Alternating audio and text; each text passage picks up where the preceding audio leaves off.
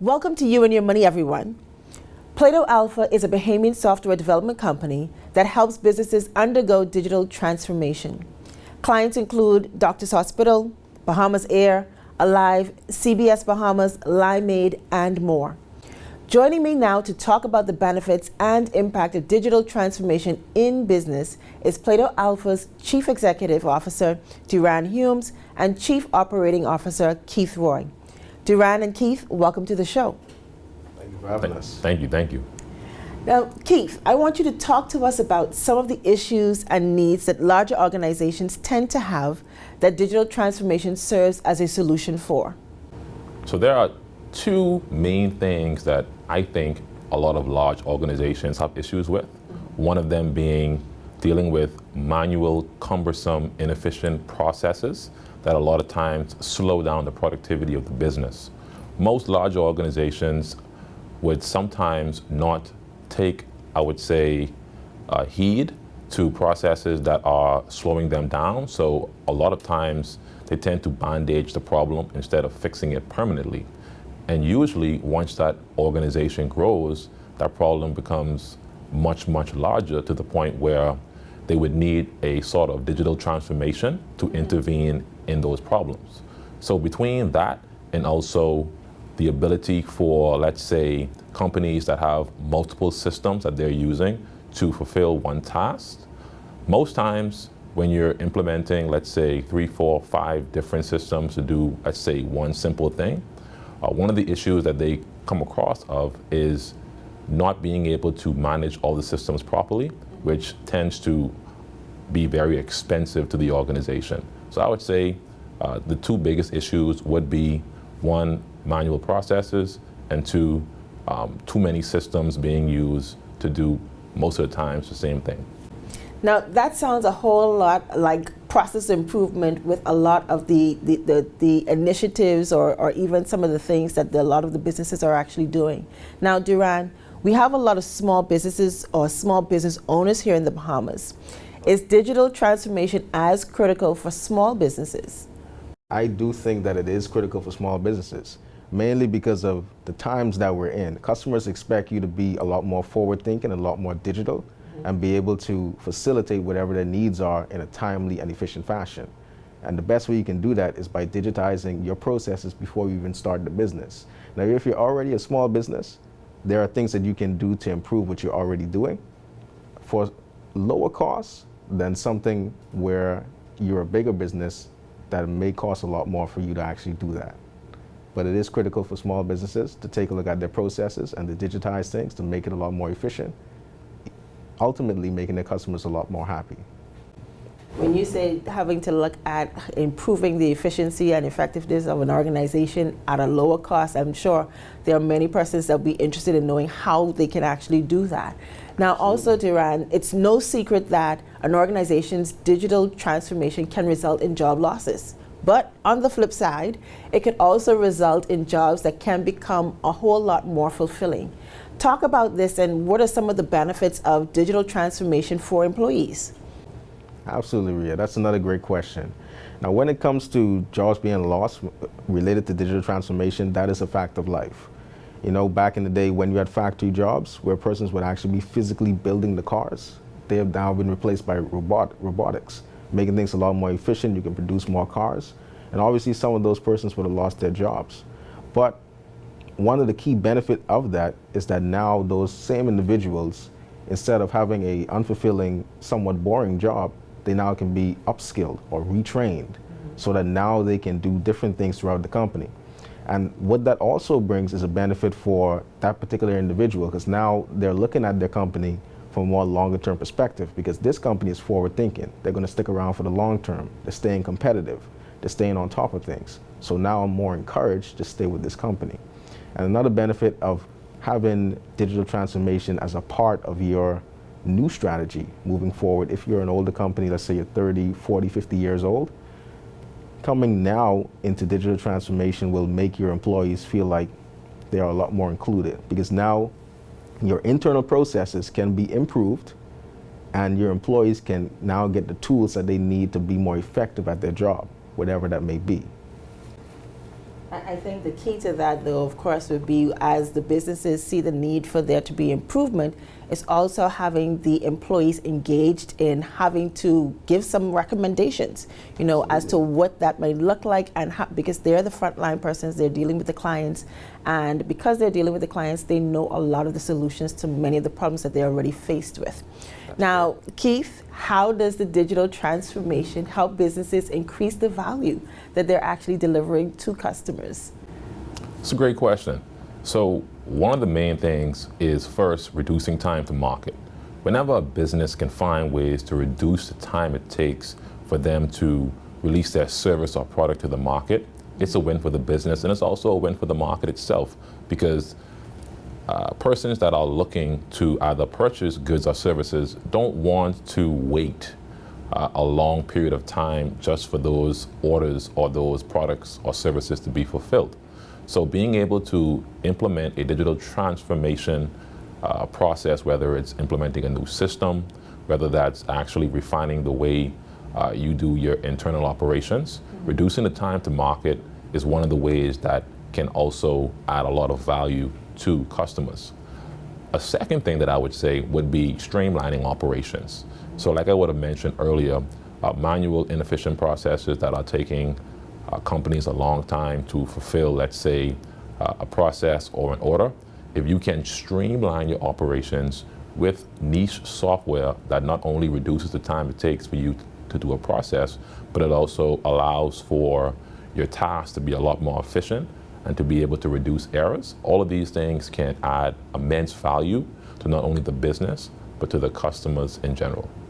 The thought that actually came to mind as you were talking is, you know, thinking about what are those manual processes? Are you manually completing application forms or taking in customer information? And you can actually have a system that can help you in automating a lot of the processes, even when you think about having to send out emails back to customers when a query may come in. So all of these are part of the digital transformation. Duran, the terms digitization and digitalization, they're often used interchangeably, but there's a difference. What is the difference, and how do they actually fit into the digital transformation process?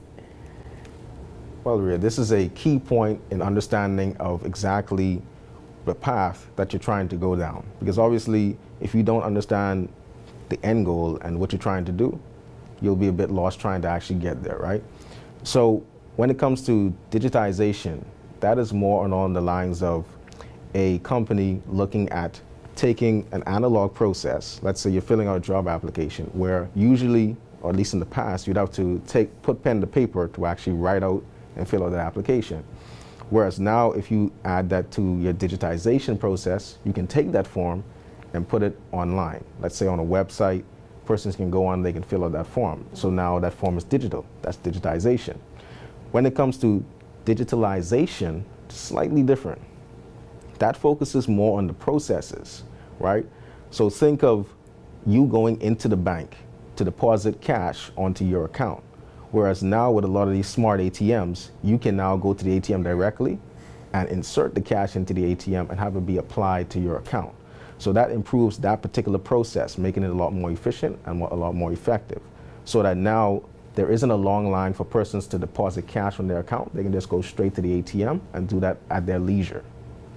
You know, when the whole going to the bank and putting in your cash to the ATM machine and you're immediately getting credit for it, that has definitely been a game changer for us, especially for me. So I definitely can appreciate that improvement. Now, Keith, what are some of those sectors, when we think about here in the Bahamas, that you actually feel needs more investment in digital transformation? One of the industries that I can point out, I would say, would be the wholesale and retail industry. And the reason being is because a lot of times, a lot of wholesalers and retailers, when they sell products, most times you would notice that it's very difficult to figure out online whether or not that particular store has a particular item in stock. And the real reason is because there isn't a direct integration between what's being sold and what's in the inventory.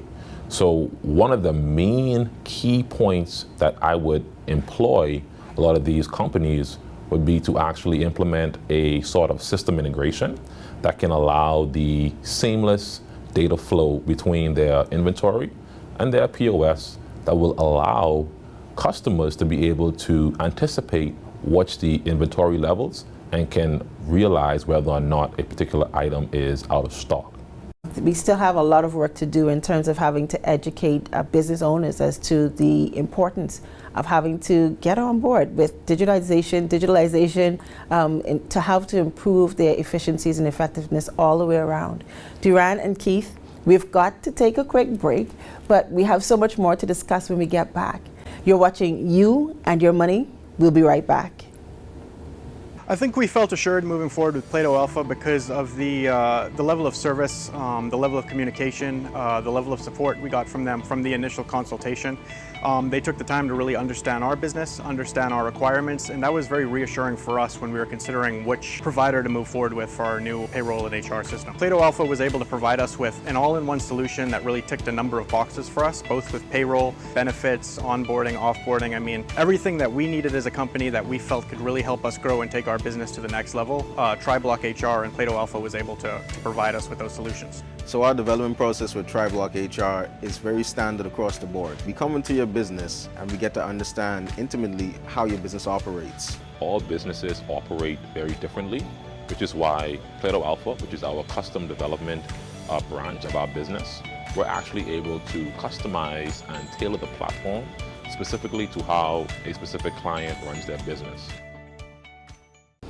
Welcome back to You and Your Money. If you're just now tuning in, Duran Humes and Keith Roye, Chief Executive Officer and Chief Operating Officer of Bahamian software development company 𝗪𝗚𝗪𝗧𝗛, they're here today to talk about the benefits and impact of digital transformation in business. 𝗪𝗚𝗪𝗧𝗛, which is also a software consultancy firm, helps businesses of all sizes undergo digital transformation. Now, Keith, can you walk us through how you conduct your business assessments? What is it that you look for exactly, and how do you actually carry a customer or client through that process? The first thing that we do is we actually speak with, let's say, someone who is in charge of running the day-to-day operations of the company. And we sit down with them and we ask them a few simple questions, one being, what are all of the different processes that your business undergoes that allows you to handle all of your day-to-day operations? So they would list out pretty much, let's say, if it's 4 or 5 different processes, they will list that out.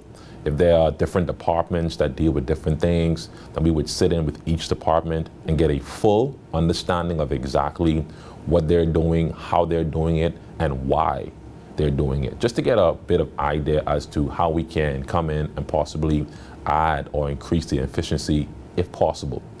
Once we have a general understanding of what's happening on each aspect of the business and how everything is interconnected, we then have a great understanding of what we can do or how we can add value, whether that's adding in a brand new system, whether that's integrating multiple systems together, whether that's being able to just even provide simple advice, because not every company needs software essentially for them to transform their business. Some companies just may need a bit of advice and a bit of understanding on how to do things in the 21st century. And sometimes that may or may not need software. But at the end of the day, our biggest thing is that we want to come into our business and we want to overall increase their efficiency, which inevitably increases their profitability. I have to ask this question. Is there a cost for an assessment? And if so, what is the price range? Of course, assessments are definitely priced differently based upon the size of the company, based upon the complexity of the business, and also based upon the time it'll take to complete the assessment in general. So you can look at anywhere between a few $100s to possibly a few thousand, based upon those metrics that I would have outlined earlier. So even as you think about having to have your range of pricing, can a business say to you, you know, we have different aspects. Can I choose at this particular point, I only want to have this particular aspect of my business assessed, and then, you know, have it as a step-by-step process as opposed to having to purchase the entire thing all at once?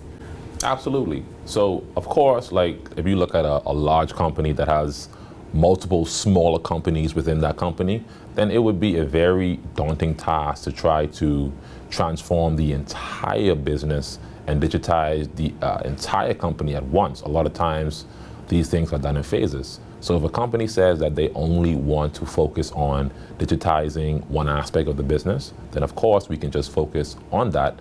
But knowing us, if we see an opportunity that can provide immense value, we'll mention that as well to the organization. It makes sense that you'd mention it. Duran, many businesses outsource its digital transformation to foreign companies. What competitive advantages does 𝗪𝗚𝗪𝗧 have over international firms, and how would you say your pricing compares?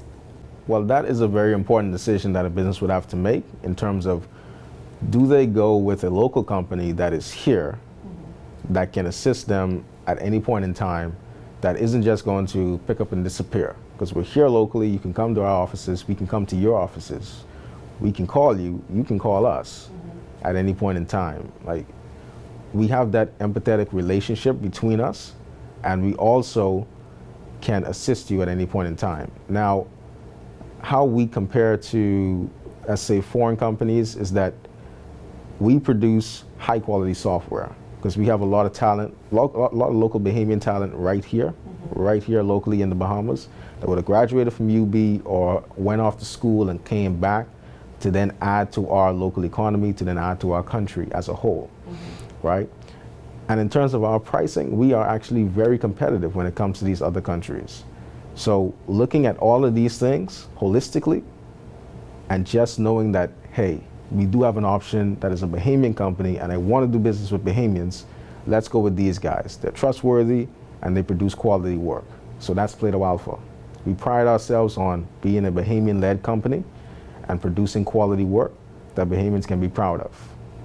I think one of the key things from many persons, many businesses, is that you actually get that interaction, or be able to touch and speak to the person, see the person that you're actually dealing with. Because sometimes you could very well have the challenges of, even language barriers when you think of having to use some of the international services that may exist out there.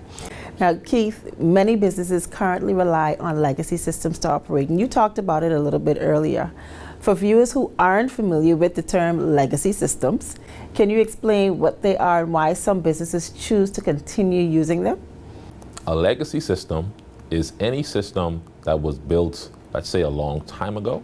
However, it is still currently maintained simply because that system is very critical to the life of an organization. Most times, companies don't like to move away from legacy systems because it can be very difficult to do.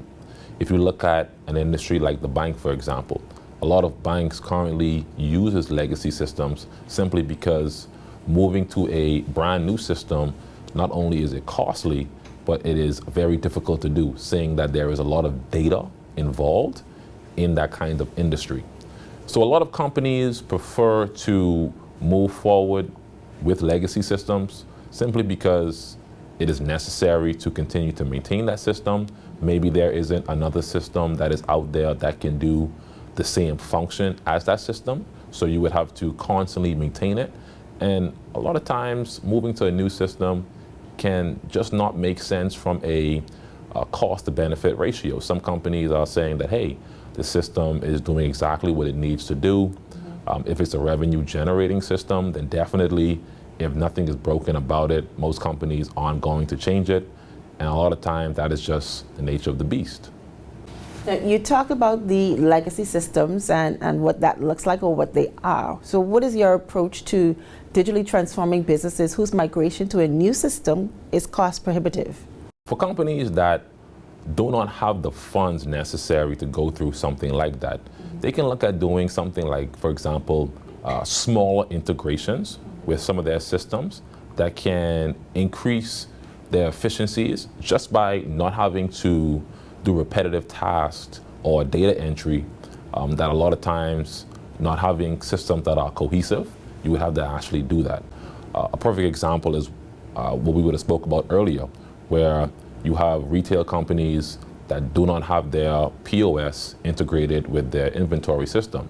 So a small integration like that would provide immense value, again, not only to the business, because they are able to generate more accurate reports as to when items are out of stock, but of course the customer can then have a better idea on what they can buy and what's available to that general public and that general store itself.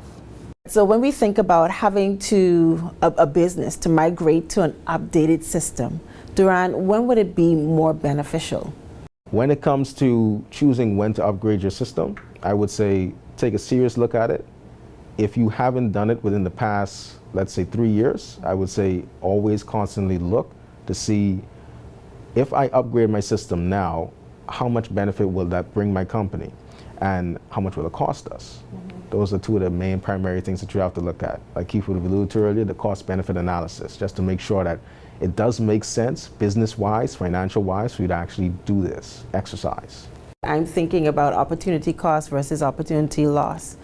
Duran and Keith, we have to take another break, but when we get back, I want to talk a bit about some of the projects that you've worked on, as well as your flagship software, 𝗪𝗥𝗡𝗖𝗧. This is You and Your Money. We'll be right back. I think we felt assured moving forward with 𝗪𝗥𝗡𝗘𝗖𝗧 because of the level of service, the level of communication, the level of support we got from them from the initial consultation.